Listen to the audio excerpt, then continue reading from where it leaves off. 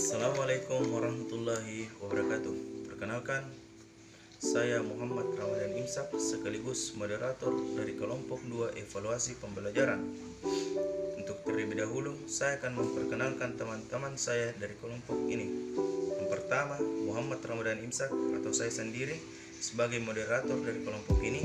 Yang kedua, Muhammad Rafli Ramadhani Arnas. Yang ketiga, Dia Miftah Nur Wahyuningsih. Yang keempat, Nur Heriani Eka Putri HR. Yang kelima, Ikhwani Nur Anissa. Yang keenam, Nur Fajri. Ketujuh, Hestianing Sisandalolo. Yang kedelapan, Yusri. 9, Renaldi Eren Petiku. 10, Akmal. 11, Gilang Ramadan. Untuk itu, pembahasan dari kelompok ini yang berjudul atau bertemakan kurikulum SMK kompetensi keahlian konstruksi jalan irigasi dan jembatan. Untuk itu, saya persilahkan dari teman-teman saya untuk memaparkan hasil diskusi kami. Menjelaskan pengertian konstruksi jalan, irigasi, dan jembatan. KJIJ atau konstruksi jalan, irigasi, dan jembatan merupakan kompetensi keahlian yang mempelajari dasar pembangunan jembatan, pengairan, dan kontrol pekerjaan.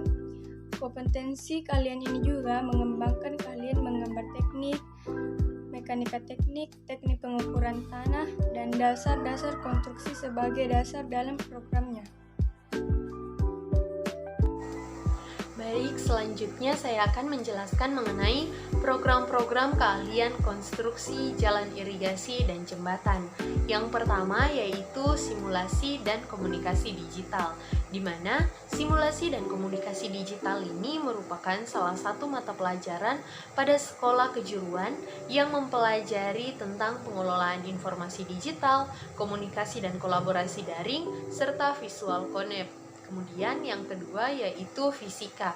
Fisika sendiri merupakan salah satu mata pelajaran sekolah kejuruan yang mempelajari tentang sifat dan fenomena alam atau gejala alam dan seluruh interaksi yang ada di dalamnya. Di mana dalam dunia teknik sendiri, mata pelajaran fisika selalu berkaitan dengan besaran, dimensi, satuan, vektor, dan analisis gaya. Kemudian yang ketiga yaitu kimia.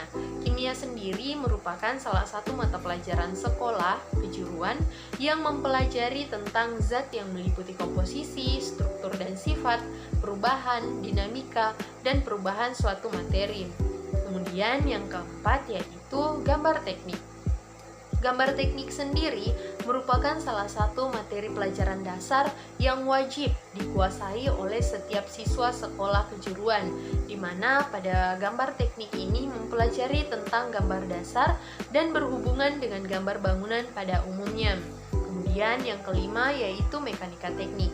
Mekanika teknik sendiri merupakan salah satu materi pelajaran dasar yang wajib dikuasai oleh setiap siswa sekolah kejuruan, di mana pada mekanika teknik ini memberikan pemahaman kepada siswa mengenai struktur sistem gaya, menghitung dan menggambarkan gaya-gaya dalam, struktur statis tertentu, serta menganalisis struktur balok penerus, portal, dan rangka batang. Kemudian selanjutnya yaitu dasar-dasar konstruksi bangunan.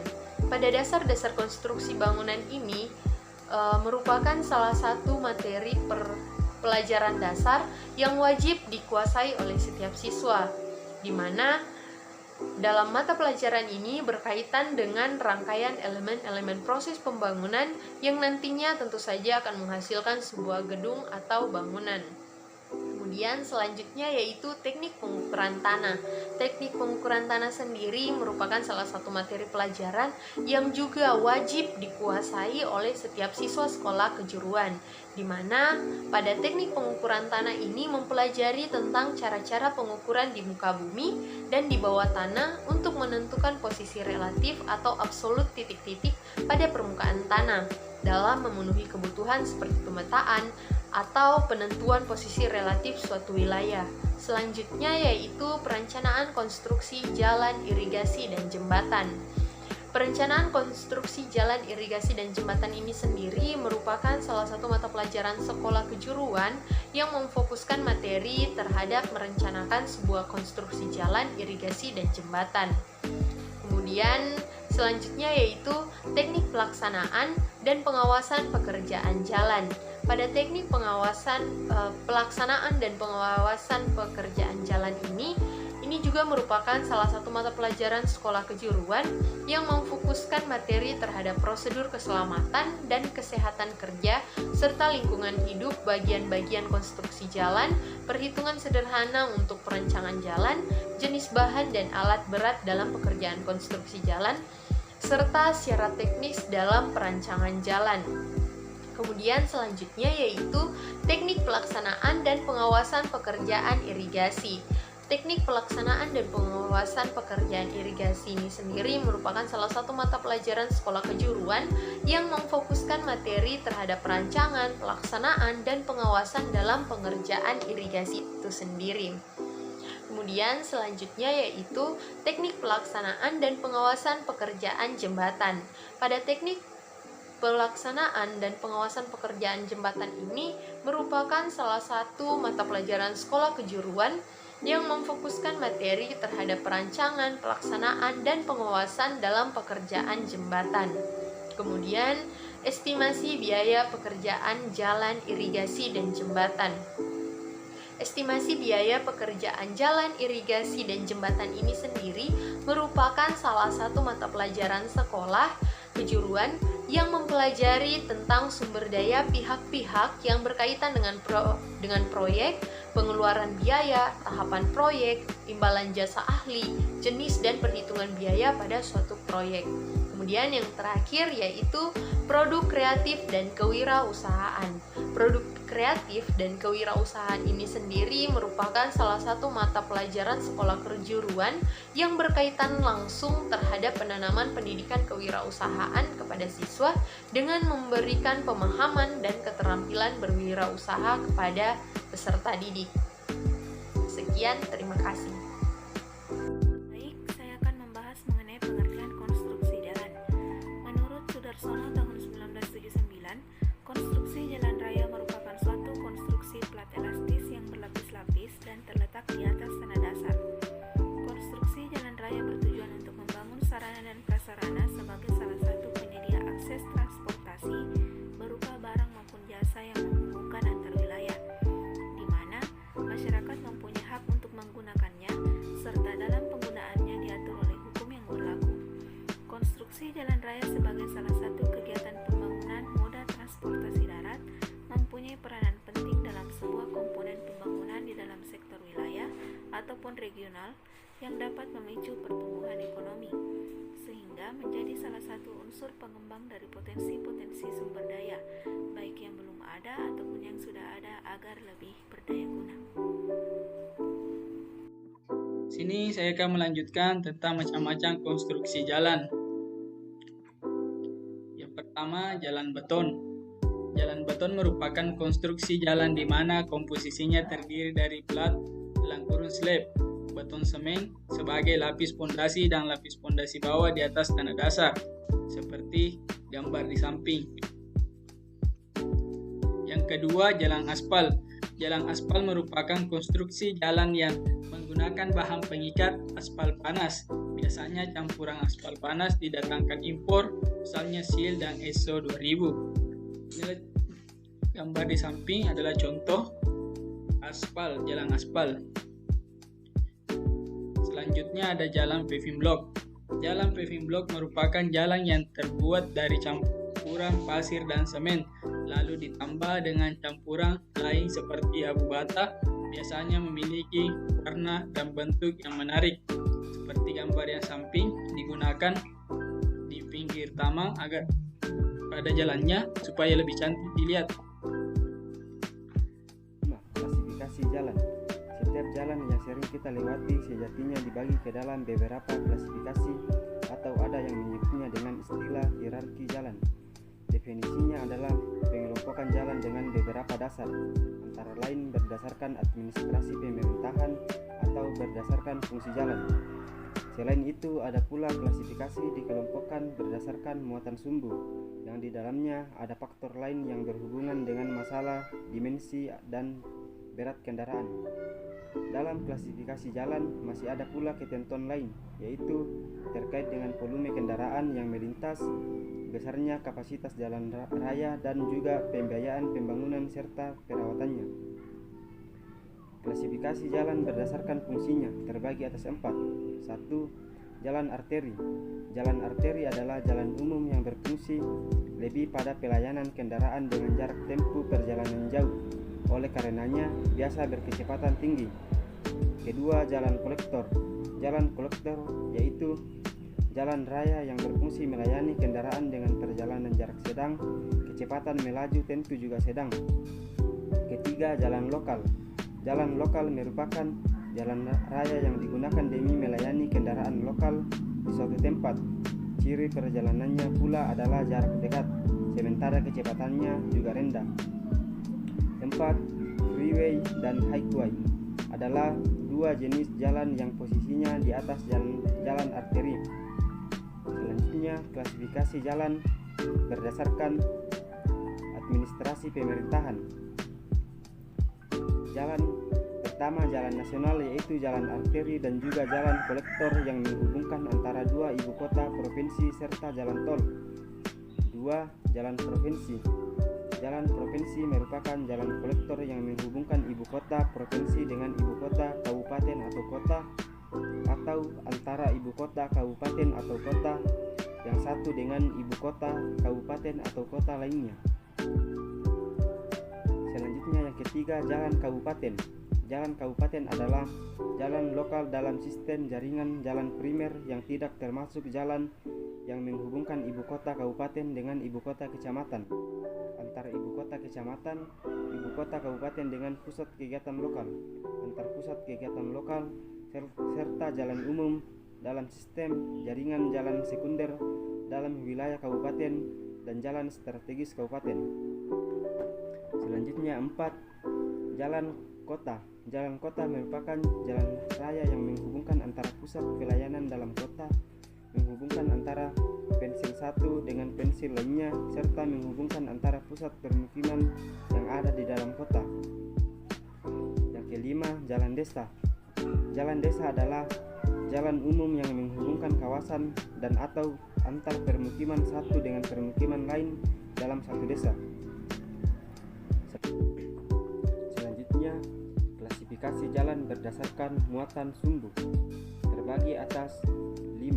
Pertama, jalan kelas 1 merupakan jalan arteri yang dapat dilewati kendaraan angkutan berukuran lebar maksimal 2500 mm dan panjang maksimal adalah 18.000 mm. Sementara di Indonesia untuk muatan sumbu terberat yang diizinkan lebih dari 10 ton. Kedua, jalan kelas 2 merupakan jalan arteri yang bisa dilewati kendaraan bermotor dengan ukuran lebar maksimal adalah 2500 mm. Sementara untuk ukuran panjang maksimalnya adalah 18.000 mm. Untuk muatan sumbu terberat yang diizinkan adalah 10 ton, di mana jalan kelas ini biasanya merupakan jalan yang digunakan untuk angkutan peti kemas. Selanjutnya yang ketiga, jalan kelas 3A adalah jalan raya yang dapat dilalui angkutan berukuran lebar maksimal 2500 mm dan panjang maksimalnya adalah 18.000 mm. Sementara muatan sumbu terberat yang diizinkan adalah 8 ton. Yang keempat, jalan kelas 3B adalah jalan kolektor yang dapat dilalui kendaraan bermotor termasuk muatan dengan ukuran lebar tidak melebihi 2500 mm. Ukuran panjang yang tidak melebihi 12.000 mm dan muatan sumbu terberat yang diizinkan 8 ton. Selanjutnya yang terakhir, jalan kelas 2C adalah jalan lokal dan jalan lingkungan yang dapat dilalui kendaraan bermotor termasuk muatan dengan ukuran lebar tidak melebihi 2100 mm, ukuran panjang tidak melebihi 9000 mm dan muatan sumbu terberat yang diizinkan adalah 8 ton. Pengertian teknik irigasi. Ilmu pengairan atau teknik irigasi adalah suatu cabang dari pengetahuan teknik sipil yang khusus mempelajari tentang pengairan atau teknik penguasaan air. Di sini saya akan menjelaskan tentang klasifikasi irigasi. Yang pertama, jaringan irigasi sederhana. Jaringan irigasi sederhana dicirikan oleh kesederhanaan fasilitas bangunan yang dimiliki, sehingga operasional pembagian air pada jaringan irigasi sederhana pada umumnya air tidak diukur dan diatur.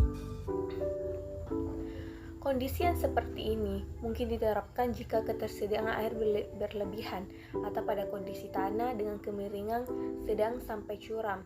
Dan jika memiliki keterbatasan ketersediaan air irigasi, maka kondisi ini harus segera diatasi. Jaringan irigasi desa yang banyak dibangun masyarakat secara mandiri kebanyakan dapat diklasifikasikan ke dalam jaringan irigasi sederhana.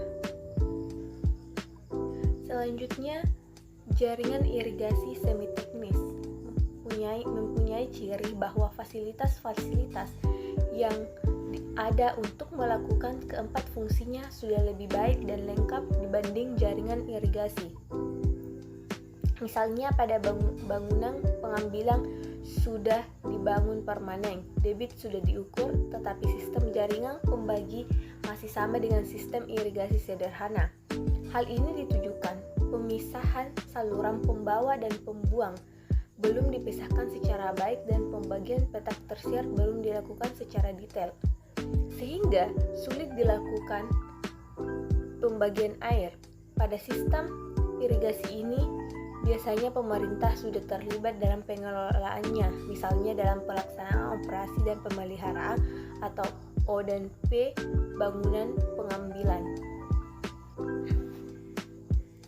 Kemudian yang terakhir yaitu jaringan irigasi teknis. Jaringan irigasi teknis mempunyai fasilitas bangunan yang sudah lengkap. Salah satu prinsip rancangan bangunan dalam irigasi adalah memisah fungsi jaringan pembawa dan jaringan pembuang, di mana bangunan ukur dan bangunan pengatur sangat dibutuhkan dalam pengaturan air irigasi. Petak tersier menjadi sangat penting karena menjadi dasar perhitungan sistem alokasi air, baik jumlah air maupun waktu. Jaringan irigasi teknis dilengkapi bangunan pengambil yang permanen, sistem pembagian air dapat diukur dan diatur, serta jaringan pembawa dan pembuang telah terpisah. Baiklah, saya akan melanjutkan materi. Materi selanjutnya yaitu pengertian konstruksi jembatan. Konstruksi jembatan adalah suatu konstruksi bangunan yang membuat jembatan mampu kokoh berdiri dan dapat dilewati kendaraan yang ada di atasnya. Sekian dari saya kembalikan ke moderator. Baik, terima kasih atas kesempatannya. Di sini saya akan memaparkan tentang klasifikasi jembatan. Jadi di mana di klasifikasi jembatan ini ada jembatan sementara atau darurat. Jembatan sementara atau darurat merupakan jembatan yang diperuntukkan dan dibangun pada keadaan tertentu. Misalnya ketika jembatan sedang direnovasi, kemudian dibangunlah jembatan sementara yang terbuat dari material pohon atau dari kayu dengan tujuan agar jembatan tersebut masih bisa difungsikan seperti dilihat pada gambar tersebut. Dan di mana ada juga jembatan tetap dan permanen. Jembatan tetap dan permanen, jembatan ini dirancang untuk keberadaannya dapat dimanfaatkan terus atau sesuai umur rencana jembatan atau tidak terikat waktu. Jembatan ini berupa jembatan kayu, jembatan baja, jembatan beton bertulang. Di mana dilihat pada gambar di sini, jembatan ini terdapat seperti jembatan beton bertulang atau jembatan baja. Dan jembatan bergerak. Jembatan bergerak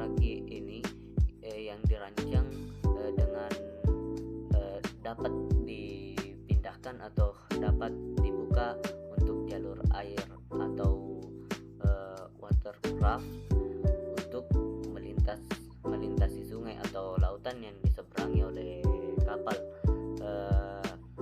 di mana di jembatan ini biasanya ketika ada yang ingin melintas di bawahnya seperti kapal, di mana di jembatan ini akan otomatis akan terangkat. Sekian dari saya, selanjutnya akan dipaparkan oleh teman kelompok saya. Terima kasih. Baiklah, di sini saya akan menjelaskan mengenai prospek kerja bidang keahlian konstruksi jalan, irigasi, dan jembatan. Jurusan konstruksi jalan, irigasi, dan jembatan memiliki peluang kerja yang sangat luas, baik sektor pemerintahan maupun swasta. Pada sektor pemerintahan, lulusan sekolah kejuruan konstruksi jalan, irigasi, dan jembatan dapat bekerja di Dinas Pekerjaan Umum, Kementerian Lingkungan Hidup, BPPT, LIPI, Bapedalda, dan instansi pemerintahan lainnya. Sedangkan di sektor swasta, lulusan konstruksi jalan, irigasi, dan jembatan dapat bekerja di konsultan teknik sipil, kontraktor, dan juga perusahaan pengembang pemukiman atau perumahan. Terima kasih kepada teman-teman yang sudah memaparkan hasil diskusi dari kami. Lebih kurang mohon dimaafkan. Assalamualaikum warahmatullahi wabarakatuh.